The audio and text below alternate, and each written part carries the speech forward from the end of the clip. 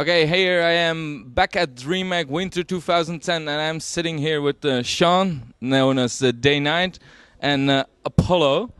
Oh yeah, also known as Sean. Yeah, now I remember from Gamescom where you were joking all the time with Sean and Sean. We were funny back then. You were funny back then? Yeah. We had a good rapport that we are pulling over to today's casting. I think we're still pretty funny sometimes. Sean and Sean. It's like a comedy act on stage with StarCraft 2. How did it go today, guys? Games were pretty good. Games were short.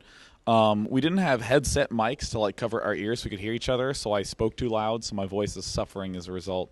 So hopefully that's repaired tomorrow, because I'd like not to go into the grand finals being like, hey guys, welcome to StarCraft. So I do not like being a chain smoker sounding sort of person. So what was the most upset of today? I feel a bit sorry for Lucifron, to be honest, getting 6 pulled on a Delta Quadrant, and especially because actually, I don't know if you knew this, Sean, but Action Jesus actually 6 pulled someone else and beat him as well. NTT, the Dutch player. Yeah, so unfortunately for Lucifron, he does lose to 6 pull, and it goes out of the tournament, unfortunately. That was kind of an upset in terms of results for me today. And it's first time, of course, for both of you at DreamHack, I guess. How is it there? The atmosphere, the Swedish people, the Dream Arena. How is it? It's awesome. I mean, the Dream Arena is nice because at a lot of other venues, there is a setup for a casting station and for a LAN area for players to play, but no place for the spectators. That is a surprisingly undervalued piece of the critical puzzle that is a good esports performance. So it's really nice to have a stage with that much space for the spectators. So it was definitely fun to feel integrated in that crowd. For the finals, it's probably going to be packed. Not a single person can enter. There's a bit more than 1,000 seats in there. What are your expectations for the atmosphere? Is it going to be sick as hell? How are the Swedish community gonna react? It's gonna be a fire hazard. There's gonna be people packed in there. It's gonna be 4 to a seat. We just should not call a fire marshal and let him know what's gonna happen. That's the best way to describe the fight. It's gonna be a fire hazard. It's gonna be probably also 60 degrees in there. It's gonna be so hot, but it's gonna be electrifying. The atmosphere is great for today. Just Group A and Group B. That's all we saw today, and the crowd were pumped. They were loving it. And it's just going to get bigger and bigger. The amount of viewers online is going to get bigger as well. So I'm just excited to progress with this tournament. I just heard from Apollo, you had 22,000 on your stream? Yes. That was a bit more than you expected? You actually thought we were going to get around 12,000 for day one. I was expecting 22 tomorrow just because it was so many hours straight of streaming, and you tend to just pick up new viewers over time. But I guess a lot of the BYOC folks are tuning in as well, so big shout out to them. Cool. And back to the tournament. We saw today, well, they're still playing because there's a tie, of course, but probably Mad Frog, White Rock going through. And then in the other group, it was OGS Top and Action Jesus. Action Jesus. That you're a fanboy now of him? Yeah, how can you not be? That's like called Gandhi punching. You just can't not cheer for him. What are you gonna do? Who's for tomorrow? And there's a lot of top players. Also 2 Koreans from OGS. Here, one already qualified for the bracket today. What's your top 4? Top 4?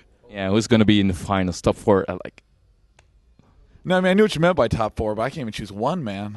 Who's gonna be at least in the finals?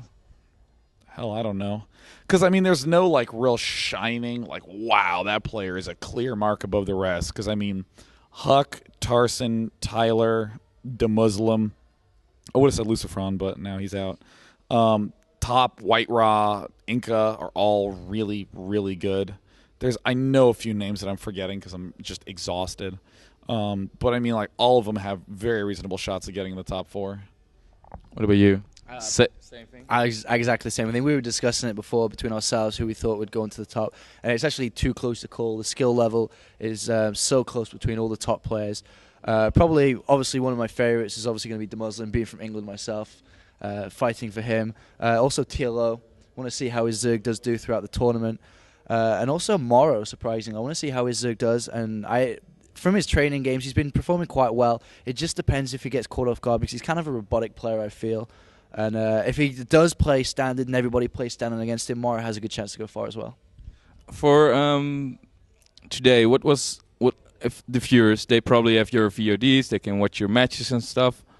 What match should they watch? What is the match that was the most epic of today? Pick one or two. Apollo? That's actually kind of a hard question, because they're all really fast. There wasn't really long, drawn-out, high-skill games. They were kind of short, dynamic, fast games that ended rather quickly. They were a lot more entertaining. So obviously you have games. We have Mad Frog when he double hatchery. And you got the double hatchery game on Shakira's Plateau. You also got the game on Lost Temple he played as well. Quite a few crazy games, but I don't really think there was that many long, drawn-out games that are really worth watching. Just probably short and more entertaining ones. Anything to add? I'd probably pick like 2 not games to watch, which would be the 2 top Terran vs. Terrans on Xel'Naga Caverns. Definitely watch the Action Jesus games. Definitely watch all the Group A games. I think those were all fantastic. He's going to have a fan club. Until his 6 pool stopped working. You guys really need sleep. Yeah, I'm dead. You're as well? Pretty tired. I mean, I haven't slept in quite a long time. I only arrived here at the event about 4 o'clock, and we had to cast at 8. I'm like, oh, I haven't even been to the hotel yet, so I'm going to get some well-rested sleep tonight. He doesn't even know where he's staying yet. I actually just found out where I was staying. Which one hotel was it, by the way? I don't know which hotel it is. It's the one in the middle of town. I don't know where it is, but I found out actually 10 minutes after we finished casting, but before I was like, can I just leave my bag and clothes on day 9 stand, because I don't know where to go.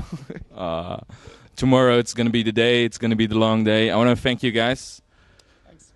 Probably see you around all weekend. We hope for some awesome matches. I think it's going to be hilarious. It's going to be fun with you guys, Sean and Sean. Any shout-outs to the community out there? Big shout out to the StarCraft community and everyone who was retweeting all day long about the stream, because I was not expecting those numbers. You guys are the best. And you know what? I'd like to give a special shout out to my dear friend Cambria, who's the fucking man, because I flew through Heathrow and was there for 5 hours, and I haven't seen her in like a year and a half, but she lives in London, and she came to the airport, and I got to hang out with her, and she couldn't stop buying Krispy Kreme donuts when we were hanging out, because she like hadn't had them in a while, and they were just like too good. So she kept gobbling them up. And she's awesome. So I was delighted that I got a chance to see her. Cool. We weren't expecting that. No, it's you prepared that. No, well, no, it just happened, man. I don't prepare anything. I do it live, man. That's how we roll. And I bet, Paul, you're gonna have a pretty fun time trying to top that, huh? You making a shout out to maybe your dog or something. Oh, I really like my dog. Yeah, bring it. What do I do? I'll give you 2 seconds. 2 seconds. Well, I'm just gonna give a shout out to Thomas. Obviously getting me here, Grey Khan helped me out a lot. I'm trying to like come with this. No, he helped me out a lot. There was actually when I flew here, I was expecting someone to pick me up at the airport, and like no one did. And I'm like, oh, I like called Thomas. I'm like, Thomas, what do I do? I'm like lost in the airport, because the traveling to get to this event is so long. It's a couple of hours on bus, and I got lost. And so he called me, paid for all my bus tickets for me to get here, and helped me out. Eventually got me a hotel too. So he's been awesome. I can't quite top your story, but I'd like to thank Grey Khan. Thank you guys, and see you next time. Blah, blah, blah.